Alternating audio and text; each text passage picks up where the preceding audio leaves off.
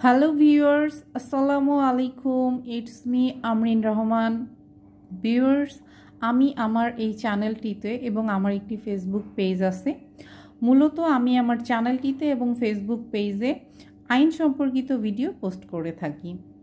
আপনারা যারা আইন সম্পর্কে জানতে চান তারা আমার এই চ্যানেলটি সাবস্ক্রাইব করে রাখবেন এবং বেল বাটনটি অন করে রাখবেন। এছাড়াও আমার ফেসবুক পেজটিতে ফলোয়ার হয়ে থাকতে পারেন। তাহলে আমি যখন কোনো নতুন ভিডিও পোস্ট করব তখন সবার আগে আপনার কাছে নোটিফিকেশন চলে যাবে এবং আপনি আইন সম্পর্কে জানতে পারবেন। সো ভিউয়ার্স, আজকে আমার মূল আলোচনার বিষয় হচ্ছে পেনাল কোড এবং পেনাল কোডের সেকশন 73 এবং 74। আজকে আমি আলোচনা করব পেনাল কোডের সেকশন 73, 74। সো 73 অ্যান্ড 4-এ বেসিক্যালি আলোচনা করা হয়েছে হচ্ছে solitary confinement. So solitary confinement মানে হচ্ছে নির্জন কারাবাস। সো প্রথমেই হচ্ছে আমি আলোচনা করব যে নির্জন কারাবাসটা আসলে কি, বা নির্জন কারাবাস বলতে আমরা কি বুঝি। নির্জন কারাবাস অর্থ হলো যে অবস্থায় দণ্ডিত ব্যক্তি সর্বপ্রকার জনসহচর্য হতে বঞ্চিত হন। তার মানে আমরা কি বুঝতে পারছি, যখন একজন ব্যক্তি কোনো অপরাধ করে এবং আদালত তাকে কোনো শাস্তি প্রদান করে, তিনি দণ্ডিত হন, তখন উনি যখন জেলখানায় অবস্থান করেন তখন উনি অন্যান্য আসামিদের সাথেই কিন্তু অবস্থান করে। অর্থাৎ আমরা নর্মালি কি জানি, ম্যান ইজ সোশ্যাল বিং। মানুষ হচ্ছে সামাজিক জীব এবং মানুষ মানুষের সাথেই কিন্তু বসবাস করে। কিন্তু এই সলিটারি কনফাইনমেন্টের ক্ষেত্রে ওই দণ্ডিত ব্যক্তি কিন্তু সমস্ত সহচর্য থেকে বঞ্চিত হয়ে ওনাকে একাই এই কারাবাসটি ভোগ করতে হবে। তার মানে আমরা নির্জন কারাবাস সম্পর্কে ক্লিয়ারলি বুঝতে পেরেছি। এখন এই নির্জন কারাবাস কোন ব্যক্তি বা কোন অপরাধীর ক্ষেত্রে এই নির্জন কারাবাস আদালত প্রদান করে?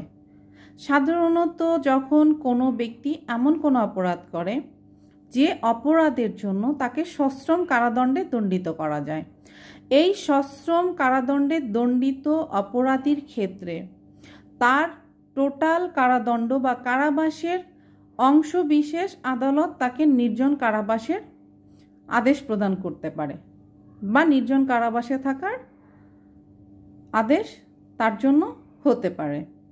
তো এখন আমরা দেখব যে একজন দণ্ডিত ব্যক্তি কতদিনের কারাবাসে দণ্ডিত হলে তাকে কতদিন এই সলিটারি কনফাইনমেন্ট বা নির্জন কারাবাস ভোগ করতে হবে।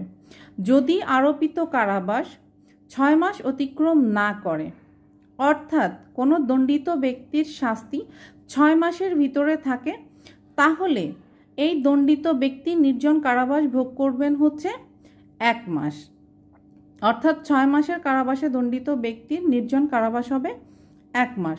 যদি আরোপিত কারাবাস 6 মাস অতিক্রম করে কিন্তু 1 বছরের ভিতরে থাকে, অর্থাৎ 6 মাসের বেশি কিন্তু 1 বছরের ভিতরে যদি তার সশ্রম কারাদণ্ড হয়, তাহলে এই দণ্ডিত ব্যক্তি সর্বোচ্চ 2 মাসের নির্জন কারাবাস ভোগ করবেন। এবং যখন কারাবাস 1 বছর অতিক্রম করে তাহলে নির্জন কারাবাস হবে 3 মাসের। সাধারণত একজন দণ্ডিত ব্যক্তি যতদিনের কারাবাসেই দণ্ডিত হোক না কেন, সর্বোচ্চ তাকে 3 মাসের নির্জন কারাদণ্ড প্রদান করা যাবে। এখন আমরা দেখব যে এই ব্যক্তি 6 মাসের জন্য হলেন 1 মাস, 1 বছরের ভিতরে তার কারাদণ্ড হলে 2 মাস, এবং যদি এটা 1 বছর অতিক্রম করে তাহলে 3 মাস। এই কারাদণ্ডটি দণ্ডিত ব্যক্তি কিভাবে ভোগ করবেন? তো এই দণ্ডটি ভোগ করার ক্ষেত্রে সাধারণত যখন এই কারাদণ্ডটি কার্যকর করা হবে তখন কোনো ব্যক্তিকে অ্যাট এ টাইম, অর্থাৎ এককালীন 14 দিনের বেশি এই সলিটারি কনফাইনমেন্ট বা নির্জন কারাবাসে তাকে রাখা যাবে না। এটা হচ্ছে বলছে সেকশন 74-এ। এরপরে যদি কোনো কারণে এই দণ্ডিত ব্যক্তির 3 মাসেরও অধিক নির্জন কারাবাস হয়, সেই ক্ষেত্রে তাকে কোনো মাসে কোনো মাসে সর্বোচ্চ 7 দিনের বেশি তাকে নির্জন কারাবাসে রাখা যাবে না। সো এটা আলোচনা করা হয়েছে হচ্ছে সেকশন 74-এ। সো ভিউয়ার্স, তার মানে আপনারা কিন্তু আজকে নির্জন কারাবাসটা কি, নির্জন কারাবাস সাধারণত কোন আসামি বা কোন দণ্ডিত ব্যক্তিকে প্রদান করা হয় এবং কোন কোন মেয়াদে বা কিভাবে একজন দণ্ডিত ব্যক্তি তার এই নির্জন কারাবাসটি ভোগ করবেন বিস্তারিতই বুঝতে পেরেছেন।